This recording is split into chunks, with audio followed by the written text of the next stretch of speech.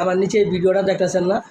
হ্যাঁ, এই দেখেন কীভাবে তেল নিতেছে। হ্যাঁ, ড্রাম ভরে তেল নিতেছে। এই তেলগুলা কী করবো আবার খোলা বাজারে বেচবো। 200 টাকা লিটার পর্যন্ত বেচতেছে, 180, 150 যাতে যেরকম পানি নিতেছে।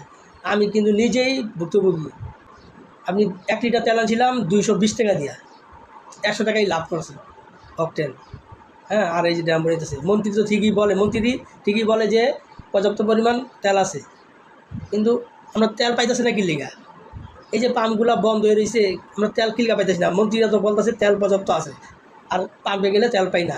আবার এখানে খোলা বাজারে তেল বিক্রি হইতেছে, এটা ভরে ভরে নিয়ে যেতেছে। এগুলা কে দেখবো? পাওয়ার আছে এখন আমরা সাধারণ পাবলিক কী করবো এখন? এই যে যদি এই যে ভাঙচুর করি, মারামারি করি, আন্দোলন করি, তাহলে জনগণ খারাপ। এখন এই প্রশাসন কি দেখে না? এই ভিডিওটা আমি ছাড়লাম ভিডিওটা, ঠিক আছে, আরও তো ভিডিওটা তো ভাইরাল হয়ে গেছে।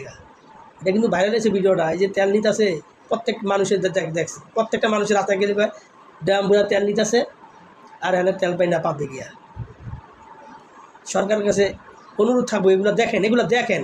খালি আপনারা গদিতে বয়ে বললেন না যে তেল পর্যাপ্ত আছে, কিন্তু তেল তো পাই না পাম্পে গিয়া। ভিডিওটা শেয়ার করে দিবেন বন্ধুরা, পরপর শেয়ার করবেন। ভালো থাকবেন সবাই।